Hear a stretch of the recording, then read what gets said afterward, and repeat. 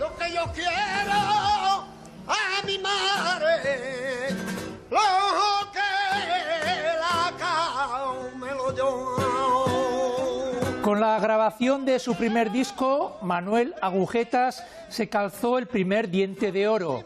Así lo cuenta Antonio Lucas en Vidas de Santos, un cantaor del que no tenemos tantas noticias como de un Morente o un José Menese recientemente fallecido.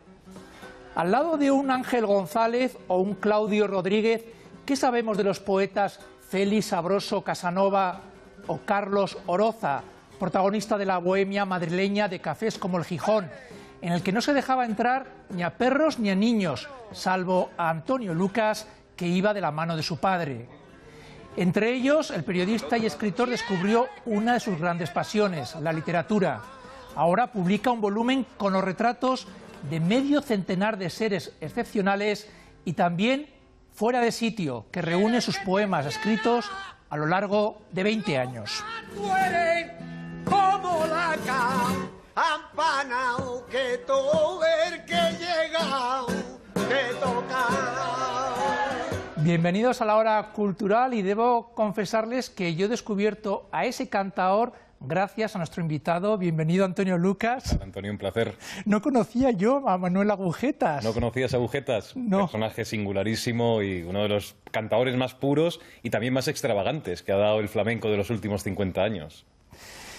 Vidas de Santos, que ha publicado Antonio Lucas, colega nuestra, periodista, escritor, en la cabecera El Mundo. Ahí estaba el perfil de Manuel Agujetas.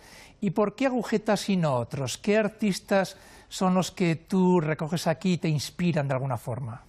De algún modo, los 50 perfiles que hay es gente que ha formado parte de mi educación sentimental, bien como lector, como amante del cine o de la música. Y en el caso concreto de Agujetas, porque yo creo que la historia que reúne ese personaje era tan sideral, tan extraña, tan marciana, que para cualquier lector, aunque no fuese aficionado al flamenco, entendería rápidamente que ahí había un ser absolutamente singular, un ser que no sabía ni leer ni escribir, pero que tenía un talento intuitivo extraordinario, un ser que llevaba toda la boca forrada de oro, porque él guardaba ahí sus caudales, ¿no? Guardaba ahí sus ahorros, y un tipo que cantaba con los pulmones de un buey, con esa pureza y con esa potencia que muy pocos podían hacer, como por ejemplo como cantaba el martinete Manuel Agujetas. Bueno, yo no conocía que eras tan aficionado al flamenco, Antonio. Me gusta mucho, sí. Bueno, me alegro muchísimo que nos pongas sobre la pista de estos nombres. En Vidas de Santos encontramos otros nombres que no son más familiares, al menos para la generación de Antonio Lucas, los que tenemos un poco más años. Vidas que son, como él define, promesas quebradas, nombres como los de Sid Vicious o el de Ian Curtis.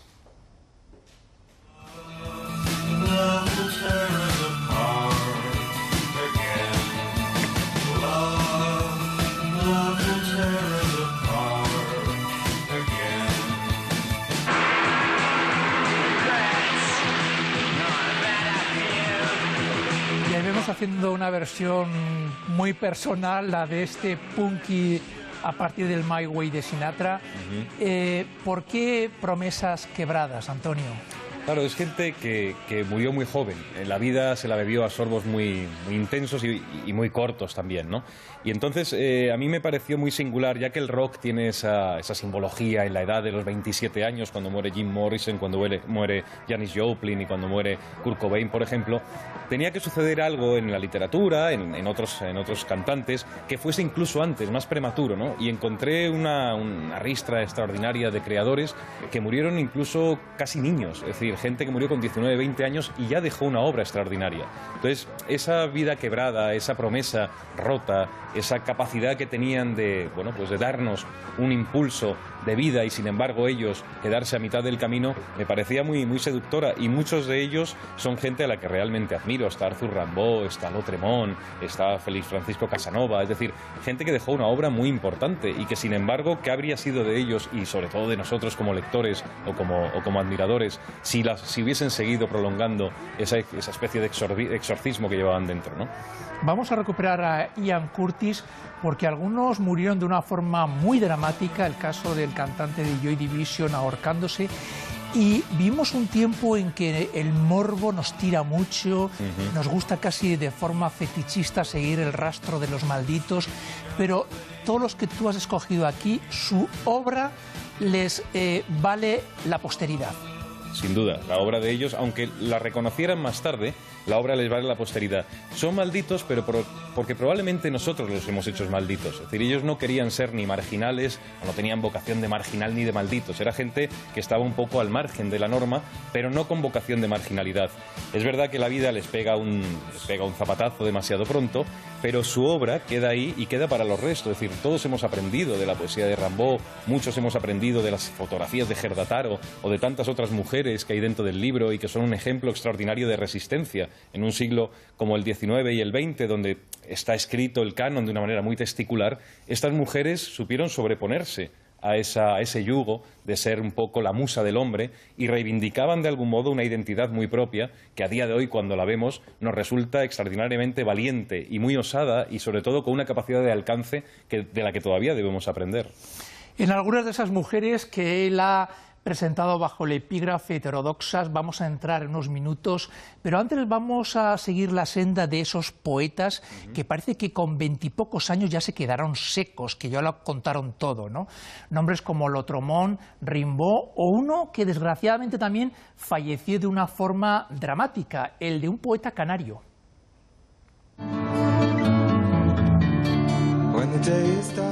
Ahí escuchamos a Nick Drake, cantante que tú presentas aquí, que también fallece con 26 años.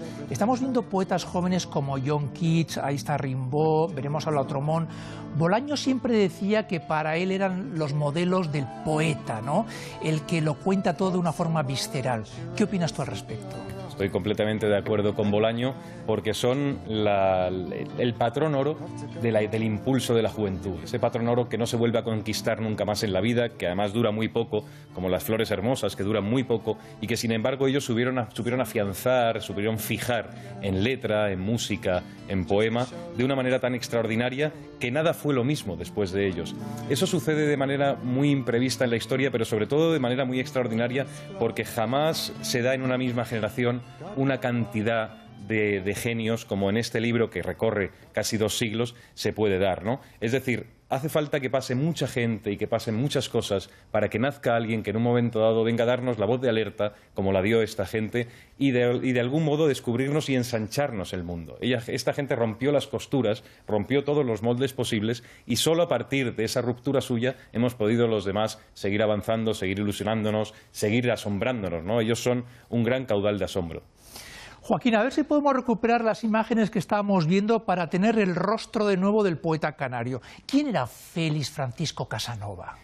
Félix Francisco Casanova fue un chico tremendamente precoz, con una molécula feroz en favor de la literatura. Estaba realmente dotado, era esa gente que nace con un don para escribir y para saber decir las cosas de otro modo, para lanzar las palabras incluso más lejos que la vida, ¿no? Y Félix Francisco Casanova es un chaval que con 14 o 15 años ya plantea una serie de poemas que asombran, que dejan bastante estupefacto a quien los llega a leer, y que tiene un gran proyecto literario que a la vez es un gran proyecto vital y a la vez es un gran proyecto quebrado, ¿no? Ahí lo estamos viendo. Ahí está Félix Francisco. Era músico también, es decir, era un tipo que tenía una condición muy, muy omnívora sobre la cultura y no se sabe muy bien si fue un infortunio o si fue una premeditación. Un día en la ducha de su casa, con 19 años, hablamos de un chico que es un casi niño, con 19 años el calentador del gas se apaga y ese metano pues le va untando los pulmones hasta que cae, ¿no? No se sabe bien qué sucedió en aquella ducha, pero sí se sabe que ese hombre era un tipo averiado en el mejor sentido de la palabra. Todos estos autores que forman estas vidas de santos, y vidas de santos porque son milagrosos, es gente que tiene una anomalía, una feliz anomalía, o una anomalía que a nosotros nos ha servido de mucho.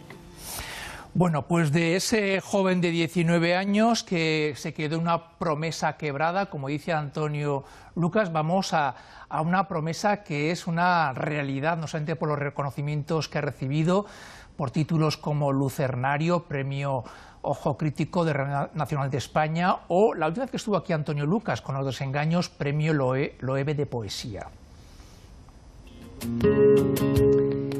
Y ahora lo reúnes todo. ¿Esto ha sido iniciativa de Chus Visor? ¿Te apetecía a ti? Cuéntame, ¿cómo ha sido? Esto ha sido iniciativa de Chus, que es un gran editor, es un hombre generoso, es un muy buen amigo, y yo no veía muy clara la necesidad de reunir ahora todo esto, pero él sí consideró que era un momento oportuno después de esos desengaños que ganan el premio Loewe y que cierran de algún modo un ciclo en mi escritura. Consideraba que era el momento de echar la vista atrás y que uno se enfrentase con lo ya hecho y sobre todo marcase un nuevo punto, un nuevo kilómetro cero para lo que tiene que venir. Y dio vértigo, a mí me generó una cierta extrañeza. El primer libro que hay aquí reunido se tituló Antes del mundo, que fue accesit del premio Donais. Yo lo escribí con 16, 17 años. Entonces reencontrarme con aquel chaval al que tanto cariño le guardo, pero también al que tantas reservas le mantengo, ¿no? Aquel exhibicionismo de la juventud, aquel saber o creer que lo sabías todo.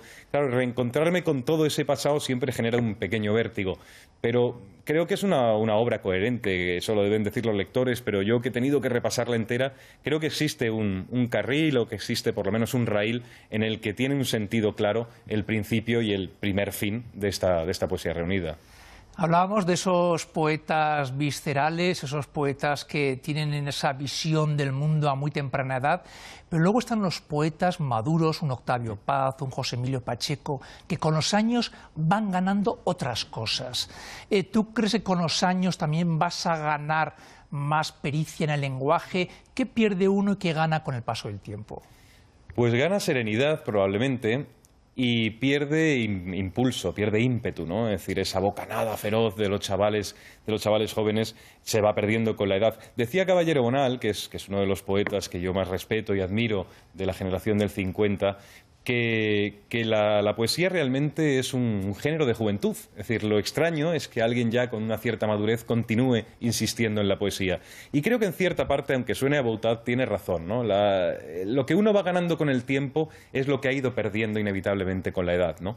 Con el tiempo uno ha ganado ese pozo de mirada, esa condición más reflexiva, esa distancia que requieren también las cosas del mundo cuando uno va a hablar de ellas, y con la juventud uno no tiene nunca esa medida, no tiene esa cautela ni tiene esa paciencia. Entonces, yo admiro mucho a ciertos poetas que tienen que ver muy poco con la tradición de la que yo vengo, que es más el irracionalismo, un primer surrealismo, pero admiro a aquellos que vienen de un reposo, a Mira Leopardi, a Keats, que lo hemos citado ya, porque son aquellos que nos dan de repente, nos dan nivel, ¿no? Nos dan esa especie de eje, ese plinto, esa base, esa fusta de columna, que de algún modo la edad es la que tiene que ir encontrándola. Con la juventud uno no se encuentra, en la juventud no está, con la madurez. A la madurez uno tiene que ir encontrándola y encontrándosela por dentro. Y yo creo que lo que viene ahora después, en los poemas nuevos que estoy trabajando, creo que se nota ese pequeño salto, ese pozo. Bueno, fuera de sitio, 20 años del poeta Antonio Lucas, que está editado por Editorial Visor, una de las lecturas de verano para los lectores de poesía, cada vez más, y algunos se mueven por círculos como cafés. Vamos de esos cafés de ahora, donde hay recitales, a un café donde también forma parte de tu educación sentimental. Un café que lo define muy bien por el ambiente que se respiraba ahí, el propio Raúl del Pozo, periodista, maestro de periodistas, que ha sido quien ha hecho el prólogo de Vidas de Santos de Antonio Lucas. Desgraciadamente han muerto todos. Este café está lleno de espectros, es una cripta, pero aquí están todos mis amigos muertos, algunos de ellos geniales. Y uno de los que tú rescatas en Vidas de Santos es Carlos Oroza, que yo también he descubierto ahora. Carlos Oroza es un poeta interesante y como poeta fijado en libro tardío, pero era un bate, era un poeta oral que iba por el café, iba desplegando una cantidad de versos muy galácticos de algún modo, pero con una cierta autenticidad y con una cierta potencia. Carlos Oroza fue un hombre que vivió el extremo de la bohemia, digamos la sede de todo aquello, la nave nodriza era el Café Gijón, como le pasaba a Perico Beltrán, uno de los grandes personajes del café. Y Carlos Oroza es un tipo que se enseñó en la vida a sobrevivir con cierta dignidad, cosa que es muy importante. La bohemia nunca es mendicante, la bohemia siempre tiene esa condición despojada pero digna, ¿no? Y Oroza formó parte de esta aventura, y ya con en los años 90 desapareció, sin saber muy bien por qué, se fue a vivir a su Galicia natal. Y en esa Galicia natal ha muerto, y también con una condición un poco gatuna, porque nunca se supo bien dónde vivía Carlos Oroza. Carlos Oroza vivía de un sitio en otro, y esa especie de escapismo, esa necesidad de huida permanente del cliché y de la norma, creo que condicionaba muy bien a Carlos Oroza para formar parte de este libro. Y eso lo daba ese Café Gijón que ha sido el receptor de toda la historia de la cultura de los últimos 70, 80 años en España, y que está todavía atesorando aventuras extraordinarias. Es decir, el Café Gijón mantiene todavía ese pozo, como muy bien ha dicho Raúl del Pozo, de fantasmas que hablan, de psicofonías que están hablando o contándote una vida que en algunos momentos yo creo que hasta fue mejor.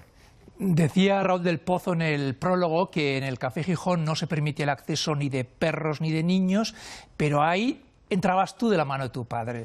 Cuéntanos eso. Sí, es cierto. Yo pasé muchos años de mi infancia en el Café Gijón haciendo los deberes, hasta el punto tan extravagante de que yo hacía deberes de literatura y tenía al lado, sentado enfrente, a Antonio Buero Vallejo, que ya se estudiaba cuando yo hacía la EGB, o tenía cerca a Gerardo Diego, que era la tertulia de los poetas, se llamaba, de la que mi padre formó parte 30 años, aunque él fuese pintor.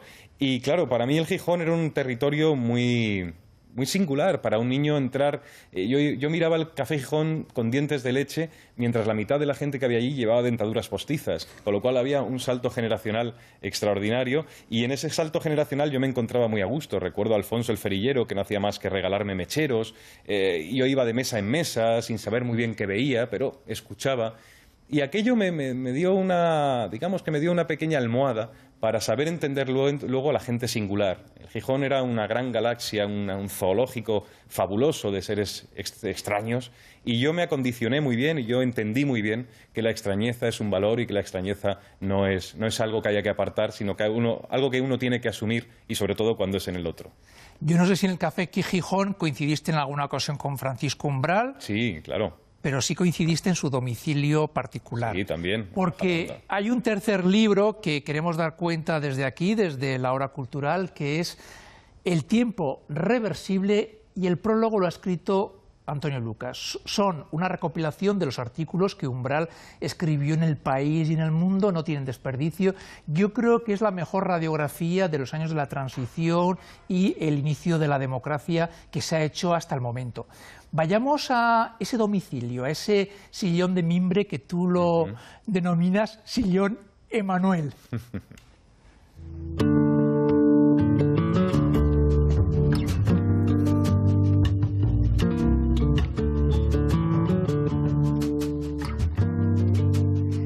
Hay una cosa que dices en el prólogo que me ha llegado mucho, que él quería que fueseis buenos escritores, los que veníais a tomarle consejo, pero con temor a que le hicieseis sombra. Sí, él era un hombre para eso que mantenía un cerco, un cordón sanitario singular. Por un lado, alentaba mucho a los jóvenes columnistas o escritores que nos acercábamos, pero por otro lado, siempre dejaba ver que el último bucardo de la especie lo era él, ¿no? Entonces, tenía una generosidad conflictiva, pero siempre tenía una ternura más alta que su generosidad, con lo cual equilibraba muy bien aquello. Y yo en esa casa pasé alguna mañana extraordinaria en ese sillón Emmanuel, ese sillón de mimbre, que tanto recordaba el de Silvia Cristel, y donde él se ponía a escribir con 2 dedos, en 20 minutos era capaz de ametrallar la Olivetti hasta sacar un artículo que de principio a fin era impecable. ¿Qué has aprendido de Umbral? Leyendo los artículos, uno de alguna forma se mira en Umbral para decir, a ver si llego a tener esa agilidad, esa pericia, esa expresividad como un látigo con 4 palabras. Efectivamente, eso del látigo me gusta porque él escribía casi como un látigo de azufre, pero luego tenía un lirismo extraordinario y luego tenía una audacia tremenda para verle a la actualidad su vuelta, ¿no? De Umbral uno ha aprendido muchas cosas: el lenguaje, la importancia del lenguaje, la necesidad de afianzarte en el mejor lenguaje, también la síntese síntesis, la ironía, pero de Umbral con el tiempo lo que más he aprendido es a distanciarme, porque es un autor extremadamente invasivo. Es decir, Umbral se te mete en la masa de la sangre y es muy difícil quitártelo. Así que la mejor lección que te da Umbral es léeme, pero aléjate cuanto puedas, ¿no? A mí me encanta cuando escritores como tú y como Juan Manuel de Prada me habláis maravillas de Umbral, porque yo creo que a Umbral hay que volver siempre. Vayamos a esas mujeres que hemos dejado en el camino, que están en el epígrafe de Heterodoxas, del libro Vidas de Santos, también publicado por Círculo de Tiza. Mujeres que lucharon mucho, como ha dicho él hace un rato, para ser ellas mismas. Mujeres como Anne Sexton, la poetisa, Anna Akhmatova, o una mujer que fue un juguete roto como Billie Holiday. Southern trees bear strange fruit. Y presentas dos perfiles, sobre todo mujeres muy autodestructivas, algunas por problemas mentales. Ahí vemos a Anne Sexton, a Alejandra Pazarnik, y luego veremos a Anna Akhmatova, que era el caso contrario, que a ella lo que le destruía era el sistema estalinista. Sin duda. Claro, son mujeres, en cualquier caso, son mujeres osadas, es decir, unas porque no supieron hacerse frente a sí mismas en muchos casos y utilizaron la vía del alcohol, de las drogas, y otras que no supieron escapar del cerco o del cepo de los regímenes políticos que les tocó vivir. Pero todas fueron mascarones de proa de algo muy importante, que fue la extrema libertad de quien, teniendo que bracear en dirección contraria o contra la corriente, supieron mantenerse siempre en el sitio y en pie. Nunca se doblegaron. Son un ejemplo de resistencia. En el caso de Billie Holiday, tuvo todo lo peor para fracasar en la vida. Negra, en los Estados Unidos de la segregación, pobre. Sin embargo, esa voz, ese daño y toda esa violencia que ella respiró de joven se le salía por la garganta hasta el punto de alcanzar un clima inalcanzable para los demás. Esa voz, ese Strange Fruit que canta Billie Holiday, es muy difícil de alcanzar y es muy difícil que no te vuelva el alma del revés en un momento dado. En el caso de Anna Akhmatova es impresionante ver o entender cómo esa mujer escribió Requiem bajo todas las amenazas posibles, bajo todos los miedos, después de haber sido laminada, de haber sido su marido enviado a Siberia, su hijo enviado a Siberia, y a ella le quedaba el único reducto de la literatura para contar una verdad que luego fue compartida y que es la que todos sabemos de lo que fue el comunismo estalinista. Entonces, claro, son mujeres que por un lado o por otro, como tú muy bien dices, tienen que luchar con dientes y con las garras para mantener esa identidad de mujer, nunca de musa, sino de autora, de creadora, esa mujer que en un momento dado no tiene que deberle nada al hombre, más allá que ciertas humillaciones en muchos casos, pero no tienen por qué estar en gratitud con nadie, sencillamente tienen que estar en comunión con una obra suya, que era la única forma que tenían de estar en pie. Antonio Lucas, colega, escritor, poeta, muchísimas gracias por venir a la Hora Cultural. Nos vamos a quedar con esa última reflexión de las féminas, de las mujeres que aparecen en Vidas de Santos, publicado por Círculo de Tiza. Recordamos Fuera de Sitio, 20 años, te esperamos aquí con los 20 siguientes. Ojalá. A ver si estoy yo aquí sentado en esta silla. Seguro que estás. Y recomendamos también esta recopilación de los artículos de Francisco Umbral, todos en un único tomo, con el prólogo de Antonio Lucas, muy sabroso. Gracias, compañero. Un placer, Antonio. Por venir al programa. Siempre a ti. Pues de la voz de Billie Holiday nos vamos a ir con voces que han pasado por el programa. Hacemos un recordatorio de nuestros invitados en esta temporada 2015-2016. Voces como Marisa o también la española Buica. Con ellos les dejamos. Gracias por acompañarnos. Hasta mañana. Ven y toma de mis labios, que yo fuego te daré. Qué bueno. Te busco como un loco cada noche en mi ventana. No puedo dormir sin el latido de tu voz. Me miro en tu mirada y no veo nada. Mi verde baixo verde, niñas penas no remata. Ya es primavera en el Corte Inglés, que he bebido una caña y me han puesto tres. ¿Qué va a ser que se ha puesto de moda el amor otra vez? Es nuestro hogar. Somos polvo del ayer. Fondo e Ibrahim Ferrer. Vamos a escuchar a otra Por toda joya espuma que tiene de el catálogo playa. gusta experimentar por ahí. como un pastor que desmaya. Está sentado desde una amargura que es triste y oscura, no sé dónde va. Nada. Tengo rota la garganta, tengo roto el corazón, tengo rota la esperanza de encontrar la solución. Ausencia quiere decir olvido, decir tiniebla, decir jamás las aves. Historias, músicas y personajes que han desfilado por este suplemento cultural en esta temporada que está a punto de finalizar. Estamos en las 8, casi 32. Vamos a dedicar los últimos 4 minutos de esta edición de lunes en la tarde para recordarles algunas de las noticias que configuran la actualidad de este primer día de agosto.